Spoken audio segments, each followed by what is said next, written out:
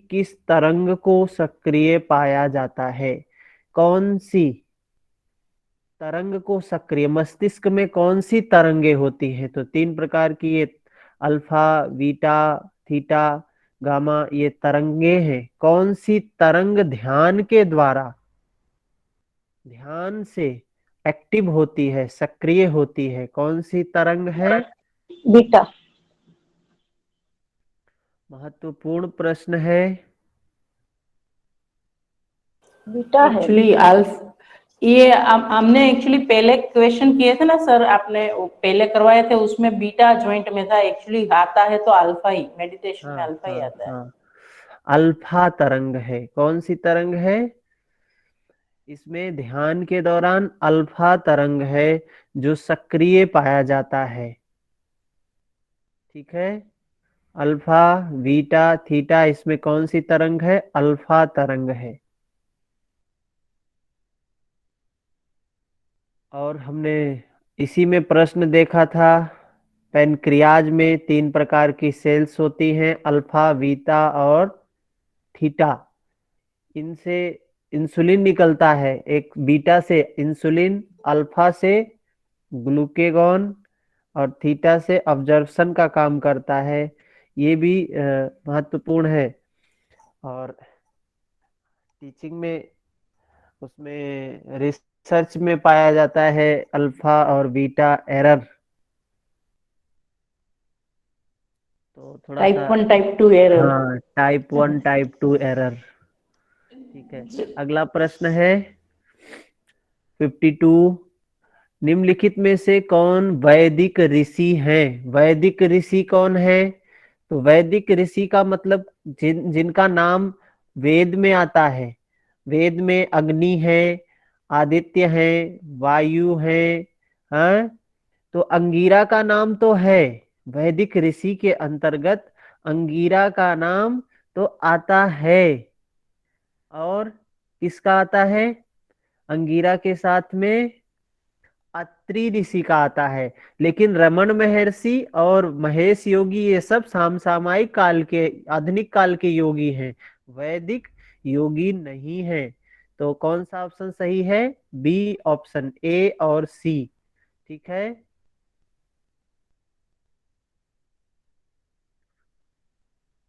अंगिरा ऋषि ऋग्वेद से संबंधित है। हाँ, कौन कौन है? अंगिरा है, विश्वामित्र है, वशिष्ठ है, अत्रि है। अत्रि, याज्ञवल्क्य है। हाँ, कश्यप है। ये सब क्या है? वैदिक ऋषि हैं। ठीक है। अगला प्रश्न है, अजो नित्यः शाश्वतो वयम पुराणो किन किन ग्रंथों में वर्णित है? कौन से ग्रंथ में वर्णित है? तो प्रश्नोपनिषद में नहीं है ये तो 100%। देखें, प्रश्न को सॉल्व करने के टेक्निक होते हैं। ऐसा नहीं है कि हम पढ़े नहीं हैं तो प्रश्न को सॉल्व नहीं कर पाएंगे, या फिर हम पढ़े हैं तो सारे प्रश्नों को सॉल्व कर लेंगे। दोनों चीजें नहीं हो सकती हैं। प्रश्न को सॉल्व करने का एक टेक्निक होता है जिसमें एलिमिनेट करते हैं। पहला पॉइंट करना क्या है? छांटना है। प्रश्नोपनिषद में तो हो नहीं सकता है। तो ए, जिसमें ऑप्शन में 100% हो सकता है, तो यह भगवत गीता में भी है और कठोपनिषद में है। दो जगह है, कठोपनिषद और भगवत गीता। अगर ए ऑप्शन को एलिमिनेट कर दिया आपने तो बी या सी पता है तो ऑप्शन तक पहुंच सकते हैं। तो कौन सा ऑप्शन सही है? B option.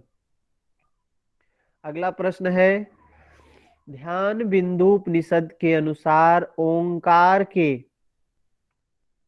तृतीय अंश मकार में क्या लय होती है?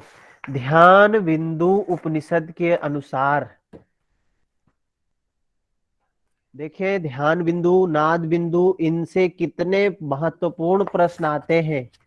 ध्यान बिंदु उपनिषद के अनुसार ओंकार के मकार में कौन सी लय होती है? तो क्या बताया गया है? तो यजुर्वेद, यजुर्वेद तो उकार से संबंधित है, सामवेद मकार से संबंधित है। ऋग्वेद, यजुर्वेद, सामवेद, तो सामवेद किससे संबंधित है? मकार से है। यजुर्वेद नहीं है, तो सी ऑप्शन वाला होगा। देखिए सी में कौन कौन से हैं, तो बी में है, सी में है। अब इसके बाद सी ऑप्शन वाला है। अब कौन सा है? अंतरिक्ष। अंतरिक्ष क्या है? पृथ्वी, अंतरिक्ष, स्वर्ग। अंतरिक्ष तो उकार के अंतर्गत आता है, द्वों को बोला गया है स्वर्ग। तो बी और डी है। कौन सा ऑप्शन? बी और सी। हाँ, अंतरिक्ष, अंतरिक्ष तो उसके अंदर आया, इसमें क्या आएगा? ऑप्शन बी और सी दोनों सही है। तो बी और सी तो इसमें नहीं है कहीं पे, बी और सी ऑप्शन में तो नहीं है थर्ड ऑप्शन। Option option 3। हाँ, ऑप्शन सी थ्री में है, है सर। बिल्कुल सी ऑप्शन सही है। ठीक है, अगला है, नेक्स्ट प्रश्न है, निम्नलिखित में से किन उपनिषदों में षडंग योग वर्णित है? षडंग योग का वर्णन किया गया है। तो श्वेता स्वतर उपनिषद में तो ऐसा कुछ भी नहीं है। अ? श्वेता स्वतर उपनिषद में ऐसा कुछ भी नहीं बताया गया है। किसमें बताया गया है षडंग योग? योग चूड़ामणि उपनिषद। योग चूड़ामणि उपनिषद कौन से वेद से संबंधित है? योग चूड़ामणि सामवेद। सामवेद से संबंधित है। इसमें षडंग योग का वर्णन किया गया है, और ध्यान बिंदु उपनिषद में षडंग योग का वर्णन किया गया है। ठीक है, अगला प्रश्न है, नेक्स्ट, अष्ट कुंभक का वर्णन किन ग्रंथों में मिलता है? तो अष्ट कुंभक का वर्णन कहाँ कहाँ मिलता है? हठ प्रदीपिका में है, घेरण्य में है, पातंजल में नहीं है, शिव संहिता में नहीं। नहीं है। देखिए हम लोग यहाँ पे प्रश्न को सॉल्व करना सीख रहे हैं। एग्जाम में हमको प्रमाणित नहीं करना है। एग्जाम में प्रश्न पढ़े, अगर आंसर मिला तो तुरंत आगे बढ़ना है, समय ऐसे नहीं व्यर्थ करना है। एग्जाम में हमें सेकंड पेपर सबसे पहले सॉल्व करना चाहिए, और जितना जल्दी हो सके सेकंड पेपर में जितना कम समय लेंगे, फर्स्ट पेपर के लिए उतना ज्यादा टाइम मिलता है। अगला प्रश्न, कौन सी, सर सर हाँ 105 का क्या आंसर बताया सर आपने? 105 में बी ऑप्शन है। ऑप्शन ठीक है ए सर। और सी सही है। अगला प्रश्न क्या है, निम्नलिखित में कौन कर्ण की अस्थियां हैं? तो हमने पढ़ा है, तीन, और तीन एक कान में होती है, तीन एक छह होती है। मिस, मिलियस, इनकस, स्टेप्स, जिसको शॉर्टकट में MIS बोलते हैं।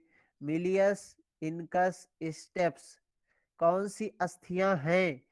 तो मिलियस, स्टेप्स है, स्टेप्स है, मेलियस, इनकस, स्टेप्स, तीन अस्थियां होती हैं। यहाँ पे क्या है? मेलियस तो यहाँ है नहीं, इकस है, और स्टेप्स है।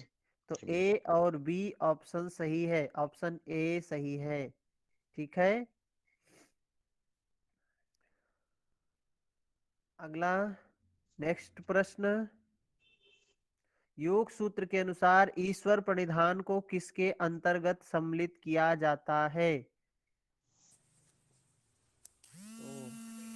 ईश्वर प्रणिधान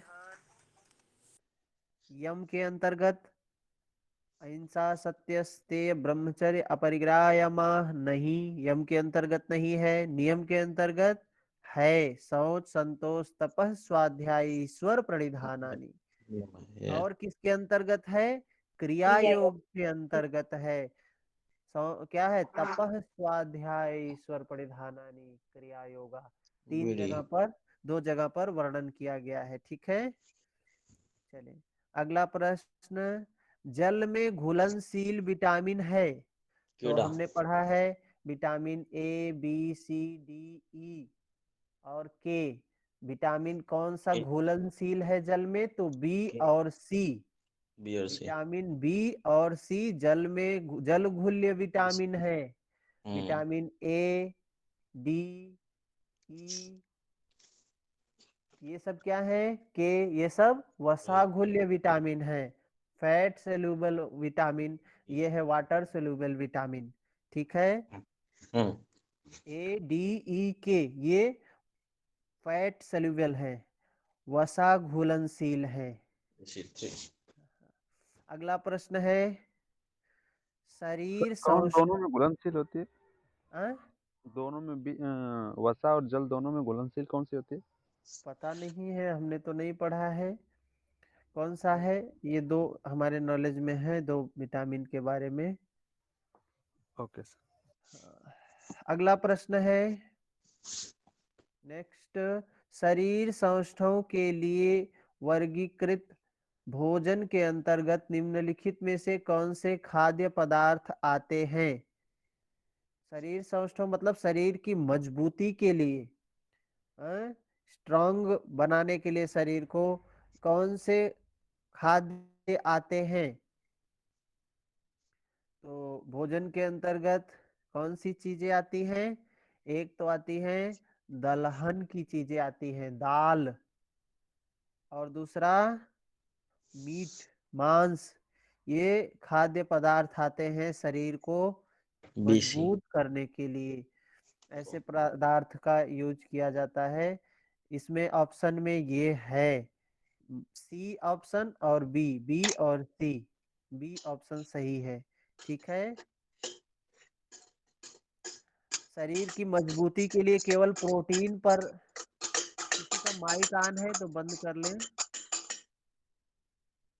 प्रशांत जी आपका है। तो शरीर की मजबूती के लिए सिर्फ प्रोटीन पर निर्भर नहीं रहा जा सकता है। ठीक है। उसके लिए और तत्वों की आवश्यकता होती है, विटामिन, खनिज हैं।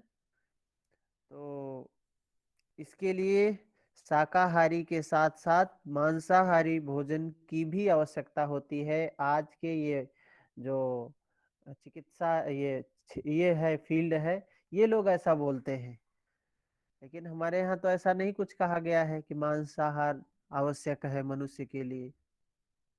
61 नंबर प्रश्न, भावनात्मक अस्वस्थता का मुख्य कारण है? भावनात्मक, इमोशनल, इसके अस्वस्थता का मुख्य कारण क्या है? तो अंतराय बताए हैं महर्षि पतंजलि ने। 30 नंबर सूत्र, व्याधिस्त्यान संशय प्रमादालस्य। तो कौन सी चीजें हैं इसके अंदर? व्याधि तो आएगी नहीं भावनात्मकता में, तो व्याधि को एलिमिनेट कर दीजिए खट से। तो ए ऑप्शन कट गया, डी ऑप्शन कट गया। अब बचा सी और बी, और दोनों में कॉमन क्या है? बी ऑप्शन कॉमन है, मतलब प्रमाद। और क्या होगा? प्रमाद के साथ में संशय होगा। ये भावनात्मकता जो आती है संशय के कारण आती है, प्रमाद के कारण आता है। ठीक है। अगला प्रश्न, घृण संहिता के अनुसार निम्नलिखित में से कौन से भोज्य पदार्थ किसी योगाभ्यासी के लिए आपथ्य हैं? घृण संहिता के अनुसार कौन से भोज्य पदार्थ आपथ्य हैं?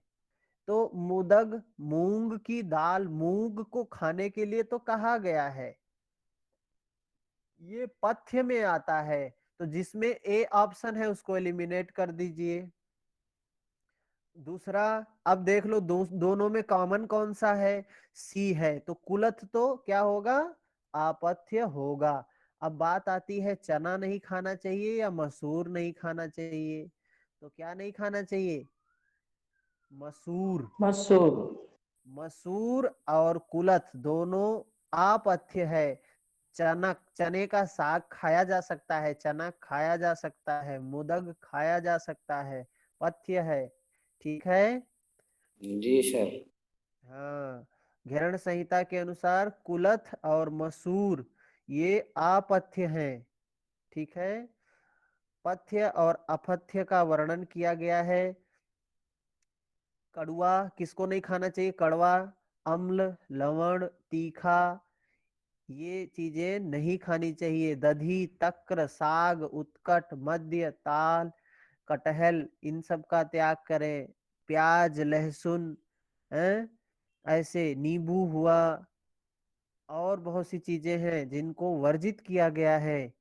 खाने के लिए क्या बोला है? गोधूम योसाली षष्टिक शोभनात्रम क्षीराज खंड नवनीत सीता मधुनी।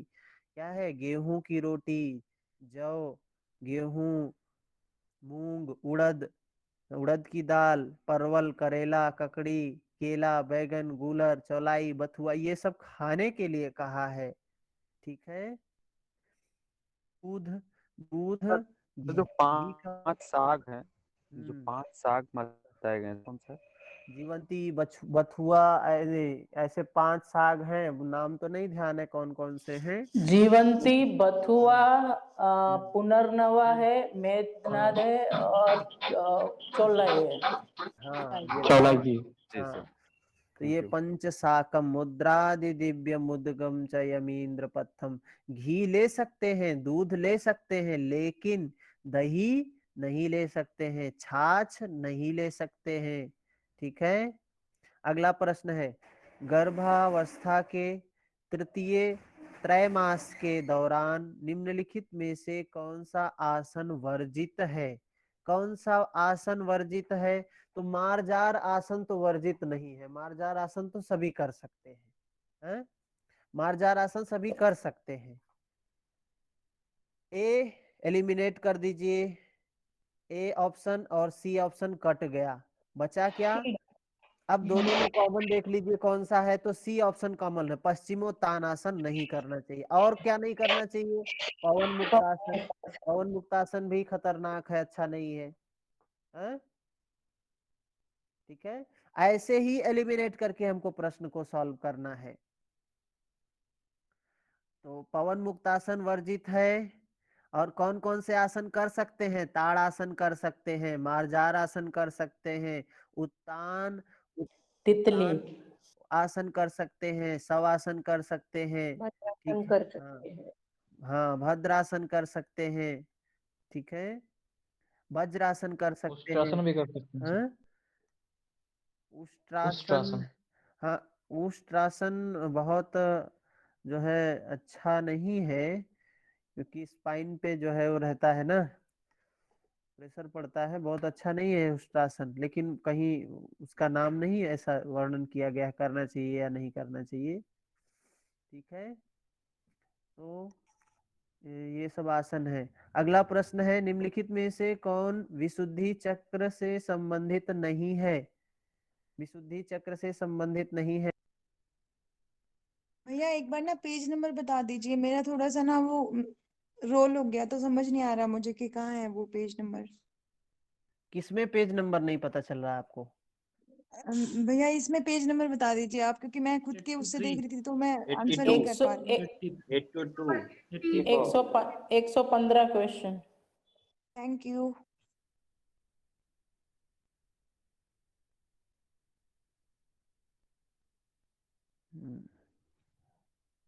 हाँ, तो क्या है? विशुद्धि चक्र। अब देखिए चक्र की बात यहाँ पे है, विशुद्धि चक्र किससे संबंधित है? तो कंठ से संबंधित है, पहली चीज कंठ से संबंधित है, और हृदय से संबंधित नहीं है। तो कंठ, डी ऑप्शन देख लो किसमें है, ए में है, डी में है, और हृदय से संबंधित नहीं है।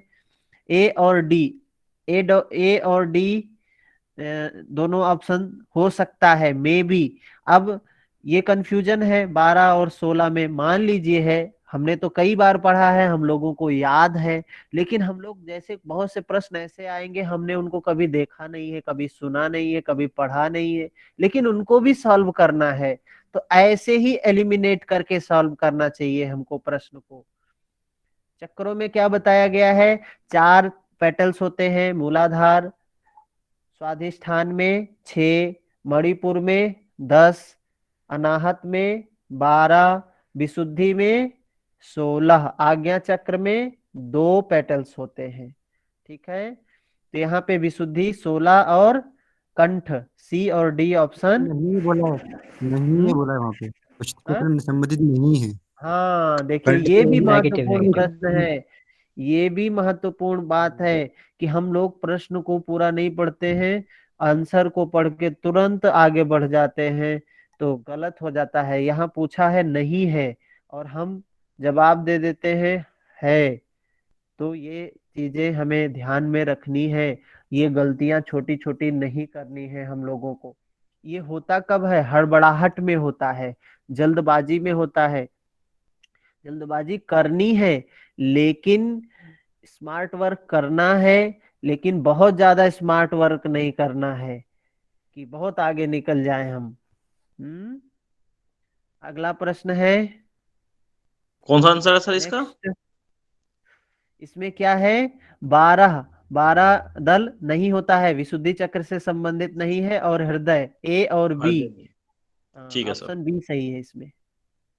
65, कफ प्रकृति वाले व्यक्तियों के लिए कौन से रस प्रचुरता वाले भोज्य पदार्थ लाभकारी हैं?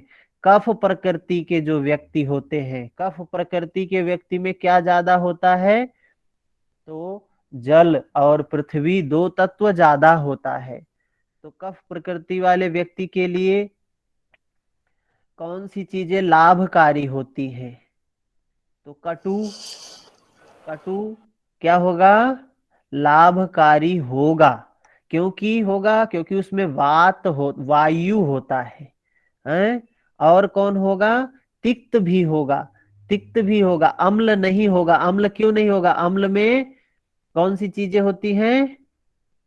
अम्ल में अग्नि तत्व होता है, और कौन सा होता है अम्ल में? जल। अग्नि और जल जल। अग्नि और जल होता है। कंफर्म करें इसको। कौन सा तत्व होता है?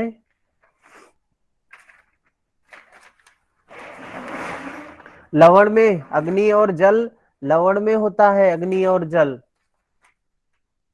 अम्ल में क्या होता है?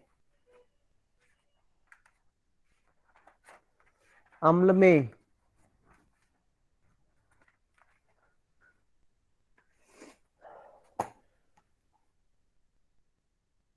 अम्ल रस में कौन सी चीजें होती हैं?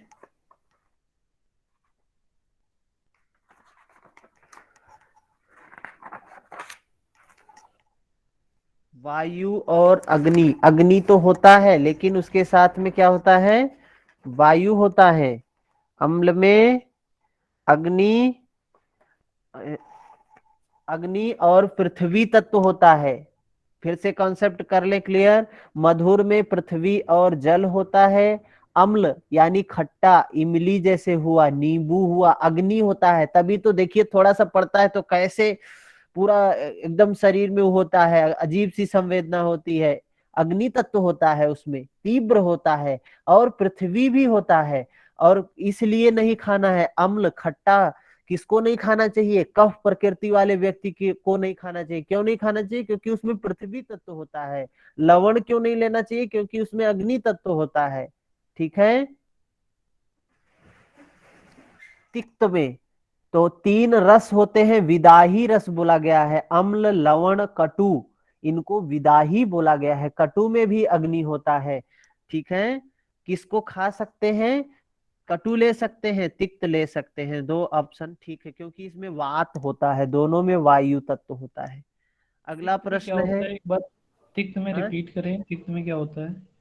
पित्त में क्या चीजें होती हैं? तिक्त। तिक्त। हाँ, तिक्त होता है कड़वा, जिसको हम नीम बोलते हैं, करेला बोलते हैं, गिलोय, ये सब कड़वा होता है। इसमें तिक्त में 2 तत्व है, वायु और आकाश। वायु और आकाश। तो जिसमें वायु और आकाश की मात्रा कम हो वो ले सकता है इसको। लेकिन जिसके शरीर में वात की समस्या है उसको नहीं करना चाहिए। नीम की दातून उसको नहीं करना चाहिए, करेला उसको नहीं खाना चाहिए।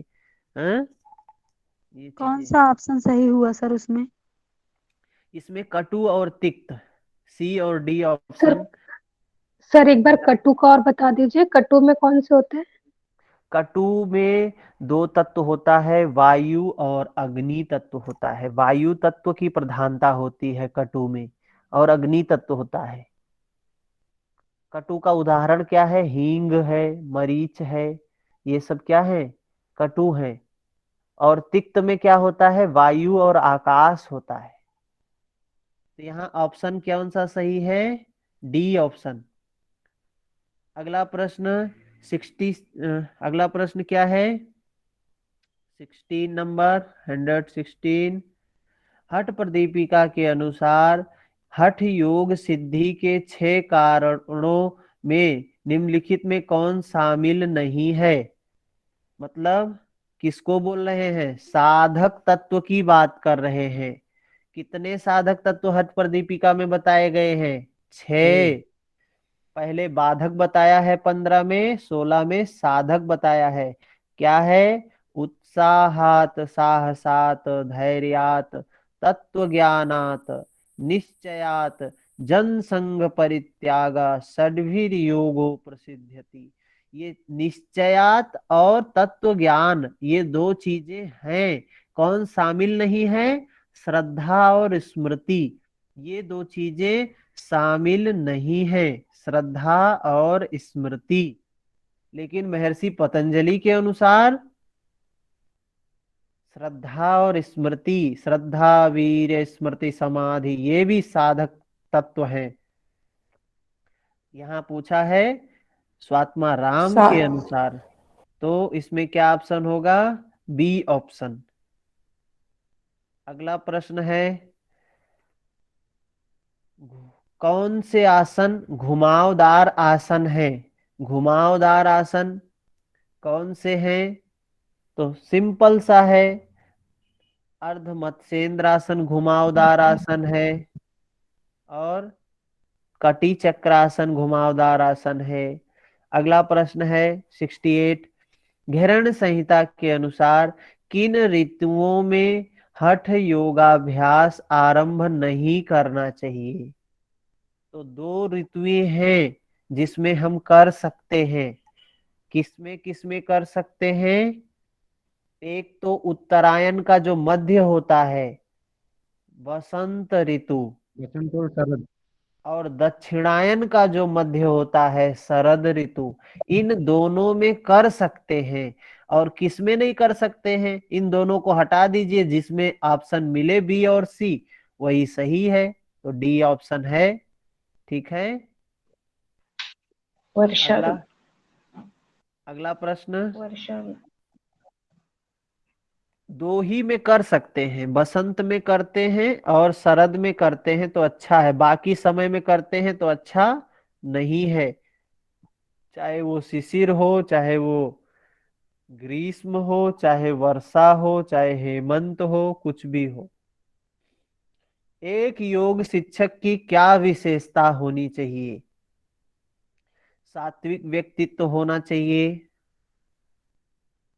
हाँ बिल्कुल, सात्विक होना चाहिए। राजसिक व्यक्ति, तामसिक व्यक्ति योग न सीख सकता है, न योग करवा सकता है, न योग का जीवन जी सकता है। योग तो एक अनुशासन है, तो सात्विक तो होना बहुत बड़ी चीज है, होना चाहिए बिल्कुल। दूसरा, योगाभ्यासों के लिए एक स्वस्थ शरीर, तो क्या स्वस्थ शरीर होना चाहिए? तो इसकी कोई जरूरत नहीं होती है। स्वस्थ शरीर, बीमार व्यक्ति भी योग का अभ्यास कर सकता है। महर्षि पतंजलि ने भी कहा, वो स्वात्माराम ने कहा है, बीमार व्यक्ति भी कर सकता है, बूढ़ा भी कर सकता है, बच्चा भी कर सकता है, युवा भी कर सकता है। कोई भी योगाभ्यास करेगा लाभ प्राप्त करेगा। शिक्षण में संवाद कुशल हो, शिक्षण में संवाद कुशल होना चाहिए। हाँ तो होना चाहिए, ठीक है, अच्छी बात है। लेकिन क्या अगला ऑप्शन देख लें, योगाभ्यास का स्वानुभव, उससे ज्यादा बेटर है ये डी ऑप्शन। योगाभ्यास का स्वानुभव होना चाहिए, अच्छी तैयारी और अनुदेशात्मक क्षमता, सी भी सही है, लेकिन सी से ज्यादा बेटर है डी ऑप्शन। तो इसमें कौन सा सही होगा? ए और डी। ए सी और और डी, अर्थात सी ऑप्शन सही है। चलिए अगला प्रश्न। एक कुशल योग शिक्षक के जो गुण होते हैं क्या क्या होते हैं? पहला गुण सात्विक होना चाहिए, दूसरा स्व अनुभव होना चाहिए, तीसरा स्वयं पर आत्मविश्वास होना चाहिए, दृढ़ एकाग्रचित्त होना चाहिए, और व्यसनों में लिप्त नहीं होना चाहिए, व्यसनों से निवृत्त होना चाहिए। ऐसा योगा टीचर ऐसा नहीं होना चाहिए कि जो है लोगों को योग करवा रहे हैं। अभी है ऐसा, मार्केट में ऐसे लोग हैं कि क्या करते हैं, खुद तो मदिरा का सेवन कर रहे हैं, धूम्रपान का सेवन कर रहे हैं, लेकिन वो क्लास भी लेते हैं, होम क्लास लेते हैं, ट्यूशन लेते हैं योग का, तो ये सब कर रहे हैं और योग सिखा रहे हैं। तो क्या कल्याण होगा? उनका खुद का कल्याण नहीं हो रहा है, तो अपने जो जिसको सिखा रहे हैं उसका क्या कल्याण करेंगे? तो इन चीजों से एक योग शिक्षक को दूर रहना चाहिए। ठीक है? हाँ प्रेम जी, योग नहीं योगा सिखा रहे हैं वो। अगला प्रश्न है, मिलान करना है, क्या है कि स्वामी विवेकानंद कहाँ से संबंधित थे? तो सबको पता है स्वामी विवेकानंद जी बंगाल से, कोलकाता से संबंधित थे। स्वामी शिवानंद सरस्वती कहाँ से संबंधित थे? तो ऋषिकेश से संबंधित थे। और टी कृष्णमाचार्य मैसूर से संबंधित हैं। पंडित राम शर्मा आचार्य हरिद्वार से संबंधित। देखिए ऐसे जो प्रश्न आते हैं ना, सिंपल प्रश्न होते हैं, 4 ऑप्शन है, हमको जरूरी नहीं है कि चारों ऑप्शन हम मिलाएं वहां बैठ के। हमको करना क्या है, हम पंडित राम शर्मा आचार्य को जानते हैं, तो हम जानते हैं ये हरिद्वार से हैं, हमने तुरंत देखा डी का, ये डी ऑप्शन है इसका थर्ड होगा, तुरंत देखते हैं डी में थर्ड तो पहले में है, तुरंत ए ऑप्शन लगा के आगे बढ़ गए विद इन 10 सेकेंड। ये नहीं कि अभी अरे बहुत सिंपल प्रश्न मिल गया है, बैठ के इसको मिला ही लेते हैं कि कृष्णमाचार्य जी हरिद्वार से वहां थे, कहाँ से संबंधित हैं? तो ये तो मैसूर से हैं, शिवानंद ऋषिकेश से हैं, विवेकानंद कोलकाता से। ये बैठ के आप तो लास्ट में बहुत सारे प्रश्न छूट जाएंगे। ठीक है? तो ऐसे प्रश्नों में एक पॉइंट पकड़ना, उसका आंसर देना, तुरंत भागना है आगे। अगला प्रश्न है,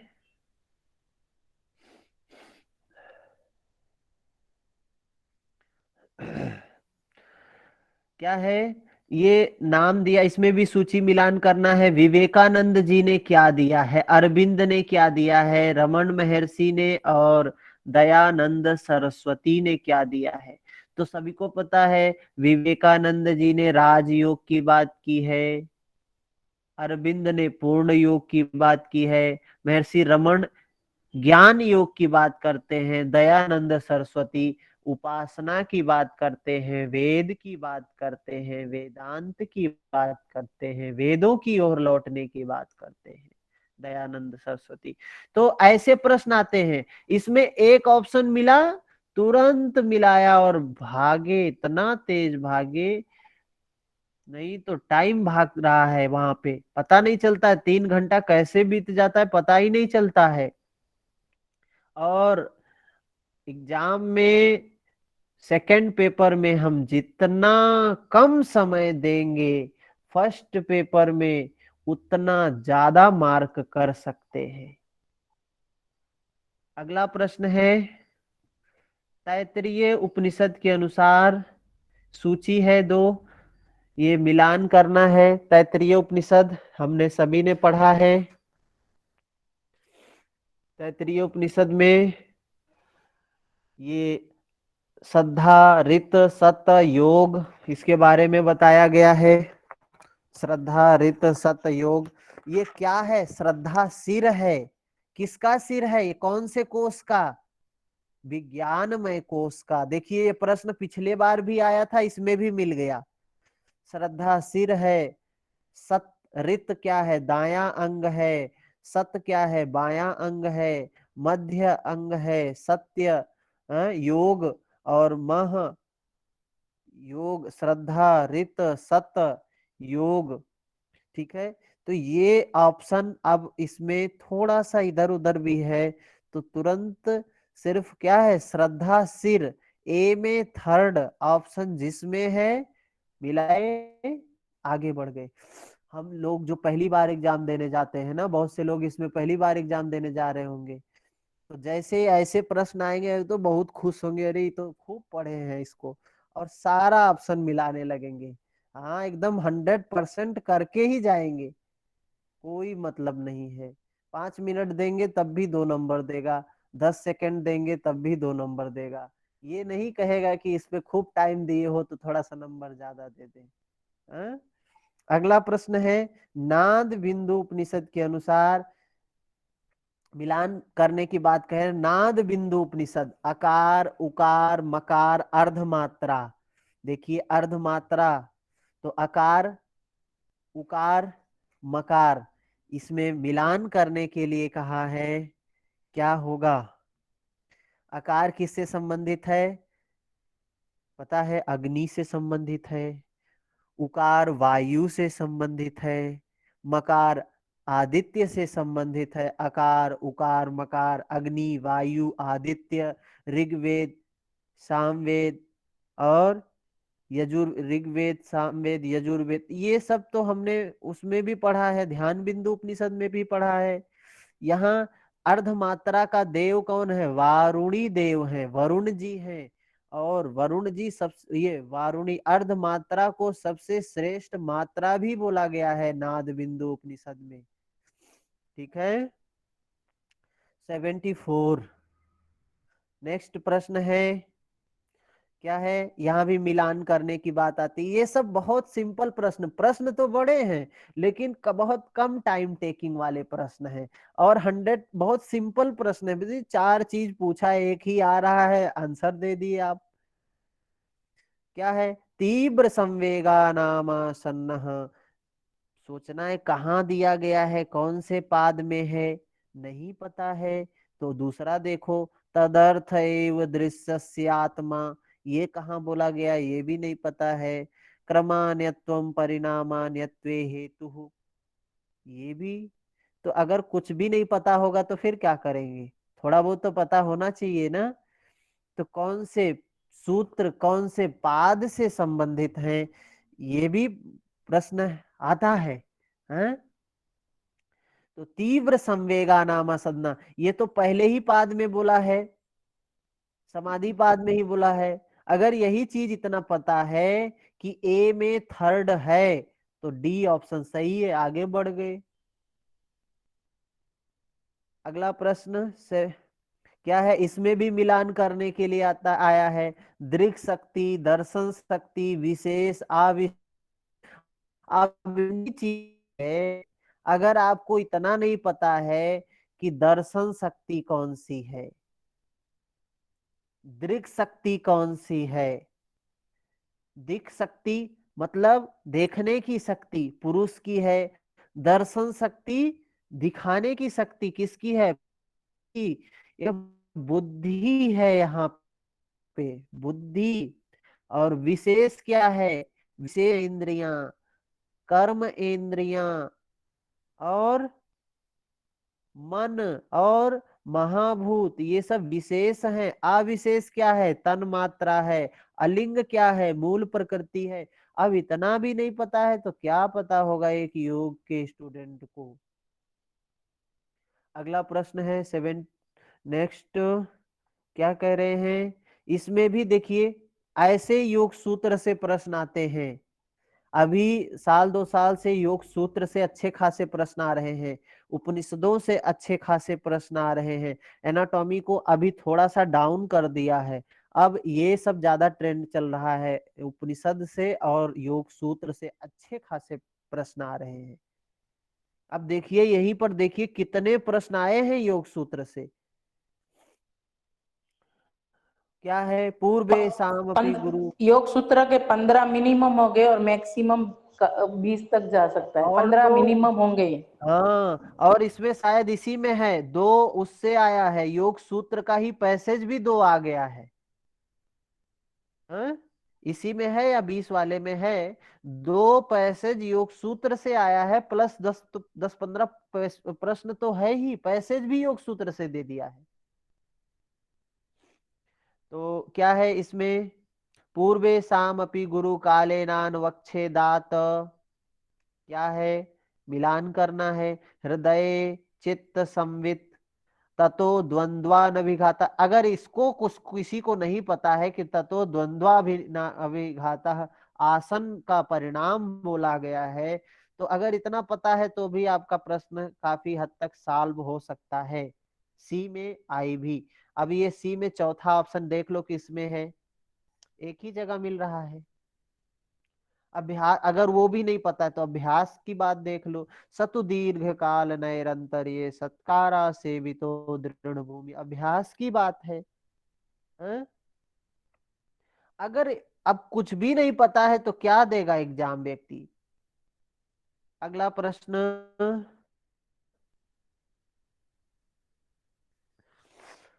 क्या है? अस्थियों को दिया है, अस्थियों के नाम दिए हैं और उनके स्थान के बारे में बताया है। अस्थियों के नाम, उनके स्थान के बारे में बताया है। अस्थियां हैं रेडियस। रेडियस कहां पर है? रेडियस कहां पर है? अब देखिए क्या है, हिप है, लेग है, कलाई है, अग्रबाहु। रेडियस, अल्ना, क्या क्या हड्डियां हैं हाथ में? सभी हड्डियां। रेडियस अल्ना और रेडियस हाथ में फोर आर्म में और होगा ना, हाथ में, फोर आर्म हाँ में। हाँ रेडियस और अल्ना फोरआर्म में है। हाँ। और પછી फिबुला जो इस्चियम जो हिप में होता है। हाँ फिबुला पैर में हो गया। हाँ और फिबुला और ट्रेपेजियस होता है हमारा रिस्ट में। हाँ। तो रेडियस अल्ना हाथ में है, कार्पल है, मेटाकार्पल है, फ्लेंजिज है, हैं? और ये अगर रेडियस ही पता है कहाँ पे है, 4 आर्म में है रेडियस, तो ए का थर्ड ऑप्शन, ए का थर्ड 2 जगह पे है। फिर देख लो इसमें दोनों में कौन सा सेम है, इस्चियम से मालूम कॉमन हो है। जाएगा, इस्चियम एक ही में दिया है। इस्चियम मतलब हिप में होता है ना जो हाँ, इस्चियम। नहीं मान लीजिए पता है, जैसे रेडियस तो सबको ज्यादातर पता रहता है, फिबुला भी पता रहता है, फिबुला कहाँ है, टिबिया, फिबुला, ये सब कहाँ पे है, ये पैर में है, ये पता है। तो सी का आई भी, सी में चौथा ऑप्शन देख लो किसमें किसमें, तो 3 जगह दिया है सी में चौथा। ठीक है, ऐसे जब हम मिलान करते हैं तो इसी में एलिमिनेट कर लेते हैं। सही ऑप्शन है सी ऑप्शन। क्या है? रेडियस, फॉर आर्म और ट्रेपीजियम वृष्ट कलाई में, फिबुला लेग में और इसियम हिप में। नेक्स्ट प्रश्न क्या है? प्राणायाम दिया है, कुछ क्रिया दी है और किससे संबंधित है ये बोला है। प्राणायाम है, क्रिया है, किससे संबंधित है ये बोला है। क्या है? तो शीतली प्राणायाम से क्या होता है? प्यास का शमन होता है। शीतली प्राणायाम से प्यास का शमन होता है। और तो एक ही ऑप्शन अगर समझ में है कि जब हम प्यास लगी हो तो शीतली प्राणायाम कर लेंगे तो थोड़ा देर के लिए प्यास बुझ जाती है, ठंडक पहुंचती है गले को, शीतलता प्राप्त होती है। ए में 4 ऑप्शन। देखे किस में है, तो ए ऑप्शन में है और सी में है। अभी इस दोनों में कॉमन कौन सा है, तो कोई कॉमन नहीं है। अगला कोई देख लेते हैं कि क्या होता है। उज्जाई से क्या होता है, गले की सफाई होती है। उज्जाई प्राणायाम गले के लिए होता है, गले को कॉन्ट्रैक्ट करके करते हैं उज्जाई हैं। इसको मिला ले सी में सेकंड, सी में सेकंड देख ले किस में है, तो बी ऑप्शन है। सी में सेकंड, सी में सेकंड किस में है, तो सी ऑप्शन में ही है, सी में सेकंड। तो हमारा ऑप्शन हो गया 78 में सी ऑप्शन सही है। ठीक है, अगला प्रश्न है नेक्स्ट। श्वेता स्वतर उपनिषद के अनुसार सिद्धियों को अनुक्रम कीजिए। देखिए श्वेता स्वतर उपनिषद में सिद्धियां बताई गई हैं। कौन सी सिद्धियां हैं जो प्राप्त होती हैं। योग सिद्धि बताया गया है, लघुत्वम आरोग्यम आलोलुप्त्वं वर्ण प्रसादम स्वर संवष्ठम च गंधः शुभो मूत्रपुरीम अल्पम योग प्रवृत्तिम प्रथमाम वदंती। ये योग सिद्धि के लक्षण बताए गए, जिसमें एक सीक्वेंस पूछ लिया है। एक सीक्वेंस बताइए क्या होगा। तो सबसे पहला क्या है, लघुत्वम। लघुत्वम, तो लघुत्वम तो है नहीं। लघुत्वम आरोग्यम, लघुत्वम आरोग्यम आलोलुप्तम, ये लघुत्वम ही है। लाघवता हल्कापन, लघुत्वम मतलब हल्कापन।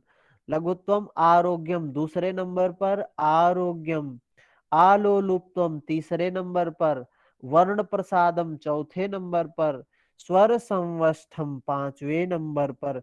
ये सीक्वेंस बताया गया है। ठीक है, सीक्वेंस ही पूछा गया है यहाँ पर। ए ऑप्शन सही है। ठीक है, अगला प्रश्न है, निम्नलिखित को क्रमानुसार व्यवस्थित कीजिए। यहाँ भी क्रमानुसार पूछ लिया है।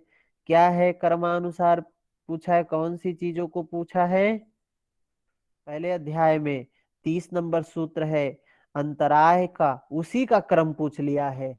व्याधिस्त्यान संशय प्रमादालस्य अविरति भ्रांति दर्शन अलब्ध भूमिकत्वानवस्थित्वानि चित्त विक्षेपास्त्यंतरायाः।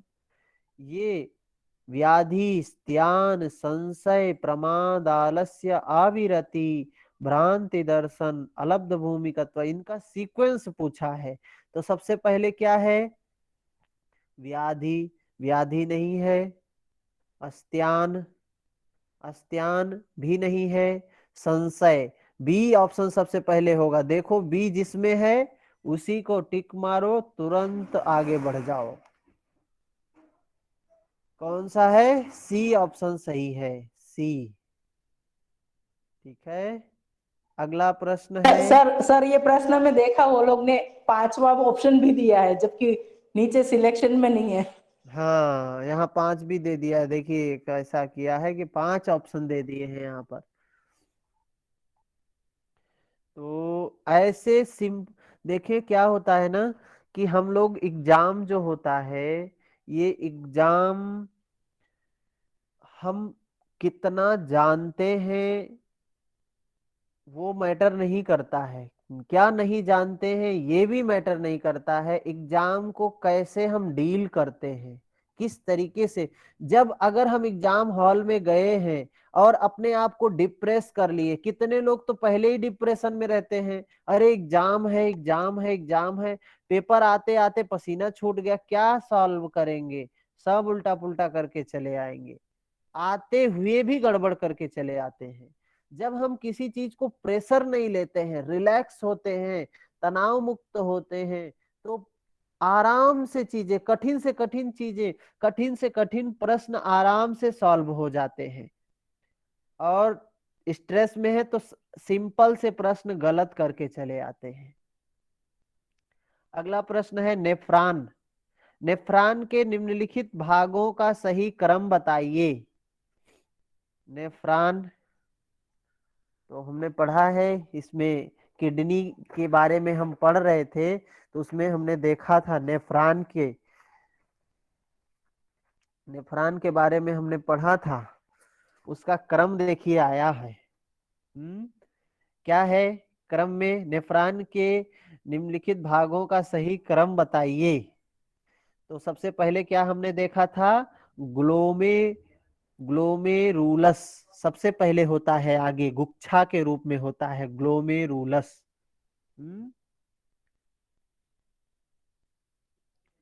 क्या है? ग्लोमेरुलस सबसे पहले होता है। तो सबसे पहले ग्लोमेरुलस होता है, तो जो जिसमें बी ऑप्शन हो देख लीजिए। सबसे बी किस में है? पहले ए में है और डी में है ग्लोमेरुलस। और अंतिम में क्या होता है? ग्लोमेरुलस। उसके बाद ग्लोमेरुलस के बाद क्या है? अच्छा, इसमें ये लोग ने मेडिकल टर्म यूज करी है। हाँ, इसमें हमने पढ़ा एक्चुअली था जो 3 चीजें। फर्स्ट कन्वोलेटेड ट्यूब होती है ना, वो हाँ, एक्चुअली गोमोरे से नजदीक जो होती है उसको प्रोक्सिमल कहते हैं, दूर होती है उसको डिस्टल कहते हैं। तो जो हाँ, फर्स्ट कन्वोलेटेड ट्यूब है उसको प्रोक्सिमल कहा गया है, तो यहाँ दूसरा हाँ, दूसरा आ जाएगा प्रोक्सिमल। उसके हाँ, बाद लूप ऑफ दूसरा है। हेनल आता है, हाँ, और बाद में डिस्टल यानी सेकंड कन्वोलेटेड ट्यूब। हाँ, तो पहला मतलब डी है ऑप्शन। ग्लूमेरुलस, दूसरा है प्रॉक्सिमल, तीसरा है लूप ऑफ हेले, क्या है? हेले, और चौथा हेलन, है। एक्चुअली हेल ने गलत लिखा है, हाँ, लूप ऑफ हेनल बोलते हैं। हाँ, और चौथा क्या होगा? तो इसमें कौन सा ऑप्शन सही हुआ? डी ऑप्शन सही है। ठीक है, बी, सी। तो अगर मान लीजिए हमको सारी चीजें नहीं पता है, तब भी हमारा सही और गलत करने का चांस तो 50-50%। जी जी। चार चार ऑप्शन था तो हमें सही करने का चांस 25% था, 75% गलत करने का चांस था। लेकिन जब हमारे पास दो ही ऑप्शन हो गया तो 50% सही करने का चांस है, 50% गलत करने का चांस है। नेक्स्ट प्रश्न है, योग सूत्रानुसार निम्नलिखित को क्रमानुसार व्यवस्थित कीजिए। क्या है? सहभुआ के बारे में बोला गया है। दुख दौर्मनस्य अंगमेजयत्व। तो दुख, सी ऑप्शन सबसे पहले है, तो सी ऑप्शन पहले नंबर पर आएगा, दुख। तो सही भी है सी ऑप्शन, आगे बढ़ गए तुरंत। ऐसा होता है जब पहली बार एग्जाम देने जाते हैं तो देखते हैं सिंपल प्रश्न, सारे ऑप्शन को पढ़ने लगते हैं। खुशी होती है ना कि हमें आ रहा है, बहुत खुश हो जाते हैं, टाइम गवा देते हैं। नहीं होना है, हम लोगों को समता बना के रखना है एग्जाम में। समता बहुत बड़ी चीज है, बहुत महत्वपूर्ण चीज है। अनुभव है, हमने देखा पहली बार जब मैं गया था तो देखिए, अरे ये तो बहुत सारे सरल सरल, बहुत से सरल सरल प्रश्न आए हुए हैं। 2018 में या कब दिया था पहली बार, तो ऐसे देखा प्रश्न, इतने सिंपल प्रश्न, कभी पढ़ा भी नहीं है तो भी इतना प्रश्न आ रहा है हमें। तो अभी अगर आपने मेहनत किया है तो एक एक मिनट का कीमत है, इसलिए मैं आज इस पर ज्यादा बात कर रहा हूं। अगला प्रश्न है, मिलान करना है। मैत्री करुणा मुदिता उपेक्षा नाम, मैत्री किसके प्रति मैत्री भाव रखना चाहिए? सुखी व्यक्तियों के प्रति। तो ए में थर्ड ऑप्शन, ए में थर्ड दो जगह पर है। और देखिए ऐसा भी, जब आपको दो ऑप्शन कि ए में थर्ड है और सी में भी थर्ड है और डी में भी थर्ड, तो तुरंत उसके सारे ऑप्शनों को देख लेना है, उन दोनों में और क्या कॉमन है। तो पता चला बी वाला भी कॉमन है, तो बी को छोड़ना है तुरंत, और सी को देखना है या डी को देखना है। तो उपेक्षा किसके प्रति? अपुण्य लोगों के प्रति। तो डी में 1, तो जैसे देखो डी में 1, तुरंत उसको टिक मार के आगे बढ़ जाओ। अगला प्रश्न, योगाभ्यासों की अध्यापन पाठ योजना के अनुसार सही क्रम में व्यवस्थित कीजिए। पाठ योजना के अनुसार सही क्रम में व्यवस्थित कीजिए। सबसे पहले क्या होता है? पाठ का प्रस्तुतिकरण होता है। जो कुछ हमको पढ़ाना है, जो कुछ हमको बताना है, सिखाना है, सबसे पहले हम क्या करते हैं? प्रस्तुतिकरण करते हैं। उसके बाद व्यक्तिगत अभ्यास होता है, फिर सामूहिक अभ्यास होता है, उसके बाद में लास्ट में समूह क्या होता है? प्रश्न उत्तर होता है। उत्तरी सेशन सबसे लास्ट में रखते हैं। ठीक है, अगला प्रश्न है, नेक्स्ट प्रश्न। महर्षि पतंजलि के अनुसार निम्नलिखित को सही क्रम में सजाएं। सही क्रम क्या है? श्रद्धा वीर्य स्मृति समाधि प्रज्ञा पूर्वक इतरेषाम। 20 नंबर सूत्र है पहले अध्याय का। श्रद्धा, सबसे पहली चीज क्या है? श्रद्धा, डी ऑप्शन, तो बी और सी में है। उसके बाद श्रद्धा के बाद वीर्य, सी ऑप्शन। तो कौन सा सही है? डी के बाद सी, तो तुरंत सी ऑप्शन सही, आगे बढ़ गए। अगला प्रश्न है, स्टेटमेंट है, और स्टेटमेंट है उसके साथ में रीजन दिया गया है। स्टेटमेंट है, सात्विक लोग सात्विक ईश्वर की पूजा करते हैं। तो सही बात है।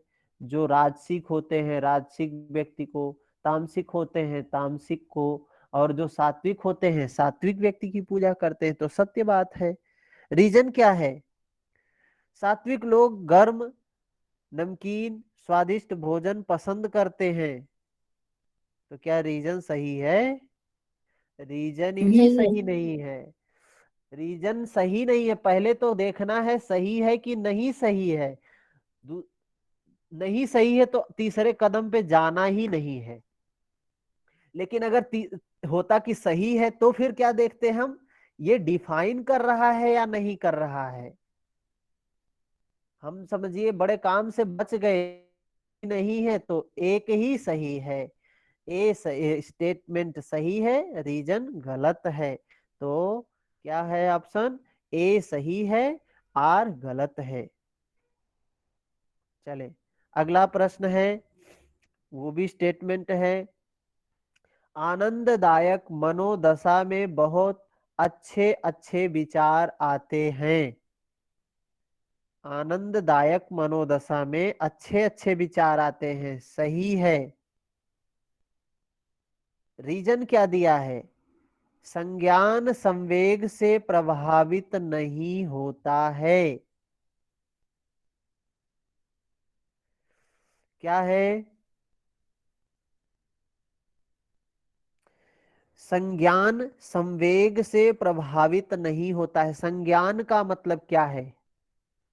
संज्ञान मतलब ये संज्ञान, ये संवेग से प्रभावित नहीं होता है, मतलब समता में होता है।